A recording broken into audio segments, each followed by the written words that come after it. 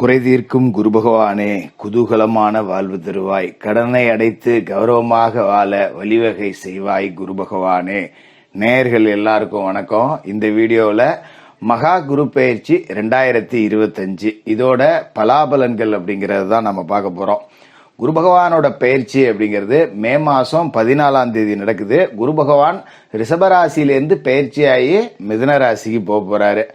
அங்க இருந்துகிட்டு தன்னோட 5ஆம் பார்வையால துலா ராசியவும், 7ஆம் பார்வையால தனுசு ராசியவும், 9ஆம் பார்வையால கும்பராசியவும் பார்க்க போறாரு. இதுல குரு பயிற்சிக்கு பிறகு வரக்கூடிய ராகு கேது பயிற்சியில ராகு கும்பராசிக்கு வரார். அப்படிங்கறதால குரு பார்வையில பட்டு ராகுவும் புனிதமடைகிறார். அப்படிங்கும் போது இந்த குரு பயிற்சியோட சேர்த்து ராகு கேதுவோட நன்மைகளும் உங்களை தேடி வரப்போகுது அப்படிங்கிறத தெளிவா நம்மளால சொல்ல முடியும். அந்த அடிப்படையில உங்களோட ராசிக்கு இந்த குரு பயிற்சி காலகட்டத்தில் குரு பகவானால என்ன நன்மைகள், அவரோட இடத்தால என்ன நன்மைகள், அவரோட பார்வையால என்ன நன்மைகள் அப்படிங்கிறத துல்லியமா கணிச்சு உங்களுக்கு கொடுக்கறேன். குரு பகவானோட ஆசி எல்லாருக்கும் கிடைக்கணும் அப்படின்னு என்னோட குருவையும் வேண்டிக்கிட்டு வீடியோக்குள்ள போவோம். துலா ராசி நேயர்களே, உங்களுக்கு இந்த குரு பகவானோட பயிற்சி எப்படி இருக்கு அப்படின்னு பாத்தீங்கன்னா, அதாவது கொடுக்கிற தெய்வம் கூரையை பிச்சுக்கிட்டு கொடுக்கும் அப்படின்னு சொல்லுவாங்க இல்லையா, அப்படி ஒரு யோக அமைப்பு அப்படிங்கிறது உங்களுக்கு வந்திருக்கு. அதாவது வருட கிரகங்கள் அப்படின்னு எடுத்துக்கிட்டோம்னா சனி பகவான், குரு பகவான், ராகு கேதுக்கள், சர்ப்ப கிரகங்கள், இவங்க தான் வருட கிரகங்கள். ஒரு வருட பலன்கள் அப்படிங்கறத நாம சொல்லணும் அப்படின்னாலே இந்த கிரகங்களோட நிலை, இந்த கிரகங்களோட மாற்றம், இந்த கிரகங்களோட பார்வை, இதை வச்சுதான் நாம சொல்லுவோம்.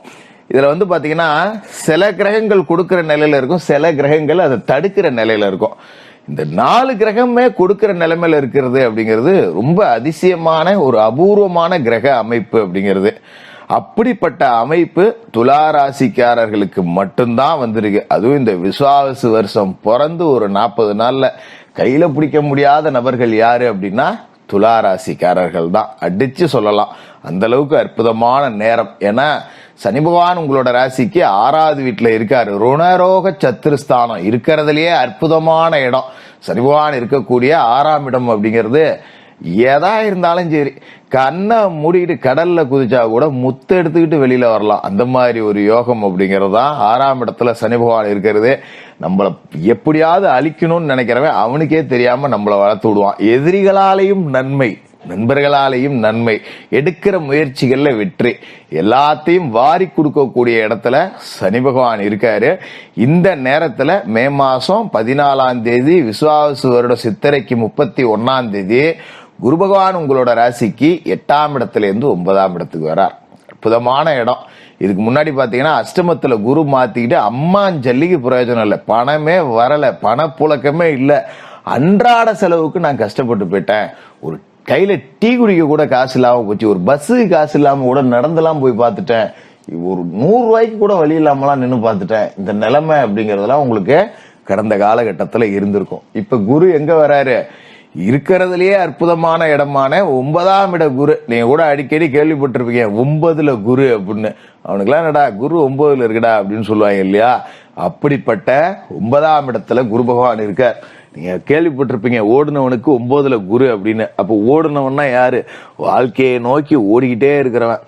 உங்களுக்கு 9ல குரு இருந்ததுன்னு வச்சுக்கீங்க, எங்க ஓடுனாலும் சரி வெற்றி உங்களுக்கு தான்.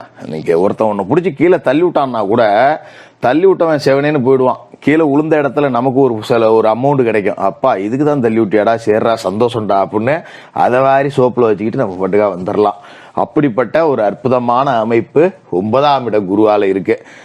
காசு பணத்துக்கு பஞ்சம் அப்படிங்கிற வேலையே கிடையாது. தொழிலா இருந்தாலும் சரி, வேலையா இருந்தாலும் சரி, நல்ல ப்ரமோஷன் கிடைக்கும்.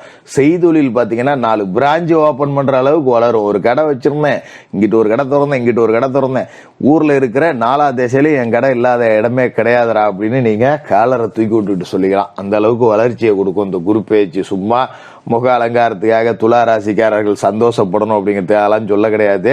உண்மையிலேயே நடக்கும். ஏன்னா எல்லா கிரகங்களுமே சாதகமா இருக்குல்ல, அப்புறம் நடக்காம எங்க போயிடுது? இப்ப எல்லா கிரகங்களும் சரியில்லாத இடத்துல இருந்தப்ப நம்மள போட்டு வாட்டிச்சா இல்லையா? இப்ப 8ல குரு இருந்தப்ப காசு பணம் அப்படியே பொங்கிட்டு இருந்ததா? உங்களுக்கு கஷ்டம் தானே போட்டுக்கிட்டு இருந்தீங்க. அப்ப கெட்ட நேரத்துல கெட்டது நடக்குன்னா நல்ல நேரத்துல நல்லது நடக்காது. நீங்க நம்பணும் முதல்ல. அந்த அளவுக்கு நன்மைகள் அப்படிங்கிறது நடக்கும். அதோட முக்கியமான விஷயம் குரு பகவானோட பார்வை அப்படிங்கிறது. இப்ப அவர் இருக்கிற இடத்தாலேயே பாத்தீங்கன்னா நீங்க வீடு கட்டலாம், வண்டி வாகனம் வாங்கலாம், பெரிய நிறைய 4-5 வண்டி வாங்கி போடுற அளவு கூட வருமானம் இருக்கும். 2-3 வீடு கட்டி வாடகை கூடக்கூடிய அமைப்பு கூட இருக்கு.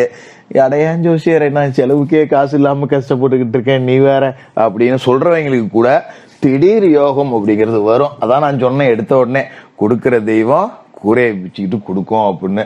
அதனால எல்லாமே நடக்கும், கவலையே வேண்டாம்.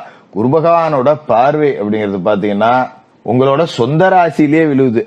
குரு பார்க்கப்படுறீங்க, நீங்க புனிதம் அடைகிறீங்க. அப்ப எது நினைச்சாலும் வெற்றி. கடந்த காலகட்டத்துல வாங்கின கடன் அடையும், கடந்த காலகட்டத்துல இருந்த நோய் நொடிகள் அகலும். சில பேருக்கு இந்த பிபி பரம்பரை வியாதிகள் இருந்திருக்கும். ஏன்னா சனி பகவான் 5ல இருந்து இப்பதானே 6க்கு வந்திருக்காரு. அவர் 5ஆம் இடத்துல இருந்தப்ப பரம்பரை வியாதியை கொடுத்துருப்பாரு. சில பேருக்கு மண்டை தலை கொட்டி சொட்டையா போயிருக்கும். ஏன்னா நீங்க இந்த தலை அந்த பரம்பரை வியாதியால நரைச்சு போயிருக்கும், சொட்டையா இருந்திருக்கும். சில பேருக்கு ரத்த அழுத்தம் இருந்திருக்கும், ரத்த சக்கரை இருந்திருக்கும். இந்த மாதிரியான பரம்பரை வியாதிக்கு ஆட்பட்டவங்களாம் இப்ப அதுல இருந்து வெளியே வந்துருவீங்க. ஏதோ ஒரு மாற்று மருத்துவத்தால குணமடைஞ்சிருவீங்க. முடி எப்படி ஜோசியரை நுழைக்கும் அப்படின்னு கூட நீங்க கேட்கலாம். அதை பத்தி கவலையே இல்லை, மூளை நிறைய இருக்கு, முடியை பத்தி கவலைப்பட வேண்டாம். மூளையை பயன்படுத்தி எப்படி முன்னுக்கு வரேன்னு மட்டும் பாரு அப்படின்னு சொல்லிட்டு நீங்க அதன்மே கவலையை விட்டுருவீங்க. கொட்டினா கூட்டிட்டு போது போடா அப்படின்னு. இவ்வளவு நாளா அதை நினைச்சு வருத்தப்பட்டது போதும், தூக்கி போட்டு வேலையை பார்ப்போம் போடா அப்படிங்கிற மனநிலைக்கு வாழ்க்கைய முன்னேற்ற பாதையை கொண்டு போவீங்க. அந்த ராசியில பதிகிற குரு பார்வை உங்களுக்கு தன்னம்பிக்கையோட உச்சத்தை காட்டும். எதா இருந்தாலும் நான் பாத்துக்கிறேன்டான்னு இறங்கக்கூடிய ஒரு திமிர் உங்களுக்கு கொடுக்கும். இது திமிர் அப்படின்னு கூட நாம சொல்லிட முடியாது. எப்படி சொல்றது, ஒரு விஸ்வரூபம் நீங்க எடுக்க போறீங்க அப்படின்னு வேணா இதை சொல்லலாம். அது மாதிரி ராசிக்கு 3வது வீட்டுல குரு பார்வை அப்படிங்கிறது விழுவுது. இந்த 3ஆம் இட குரு பார்வை அண்ணன் தம்பிகளுக்குள்ள பிரிஞ்சு போனவங்க எல்லாத்தையும் ஒண்ணு சேர்த்து வைக்கும். பங்காளிகளுக்குள்ள சண்டைடா பல தலைமுறையா நாங்க பேசிக்கிறதே இல்லை அப்படின்னு அவங்க எல்லாம் கொண்டாந்து சேர்த்து வைக்கும். ஒரு கோயில் குளத்துக்கு, ஒரு நம்ம குலதெய்வ கோயிலுக்கு பங்காளிகள் சகிதமா போறேன், பிள்ளைகளுக்கு ஒரு மொட்டை அடிக்கணும், காது குத்தணும், பொங்க வைக்கணும், கிடா வெட்டணும், இந்த மாதிரி பங்காளிகள் சகிதமா போய் வணங்கக்கூடிய பாக்கியம் அப்படிங்கிறது கிடைக்கும். இது மாதிரி பூர்வீக சொத்துல பாக பிரிவினை செஞ்சுக்கிறது, அண்ணன் தம்பிகளுக்குள்ள சண்டை சச்சரவு இல்லாம இந்தப்பா ஓம்பாகம் இந்தப்பா ஏம்பாகம் அப்படின்னு சொல்லிட்டு நல்லபடியா பிரிச்சுக்கிட்டு நல்லபடியா வாழக்கூடிய அமைப்பு அப்படிங்கிறதையும் கொடுக்குது.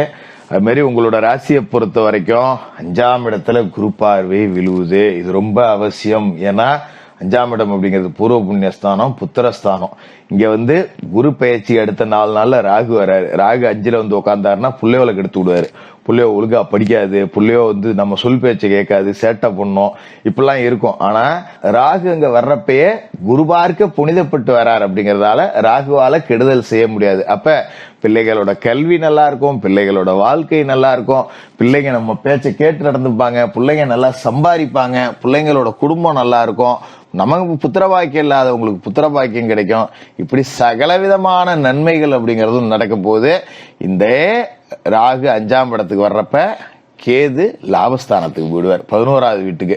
அப்ப இன்னொரு சர்ப்ப கிரகமும் நமக்கு லாபத்தை அள்ளி கொடுக்க போகுது. அப்படிங்கிற வகையில இந்த குரு பயிற்சி காலகட்டம் அப்படிங்கிறது சனி, குரு, ராகு, கேது 4 கிரகங்களுமே உங்களுக்கு சாதகமா இருந்து அற்புதமான யோக பலனை அள்ளி கொடுக்க போகுது. நல்ல நேரம் தொடங்கிருச்சு. உங்களால முடிஞ்ச உதவிகளை 4 பேருக்கு தொடர்ச்சியா செஞ்சுக்கிட்டே இருங்க. இந்த குரு பயிற்சி காலகட்டத்துல நீங்க உங்க வாழ்க்கையோட உச்சத்தை தொடுவீங்க. துலா ராசிக்காரர்களுக்கு வாழ்த்துக்கள்.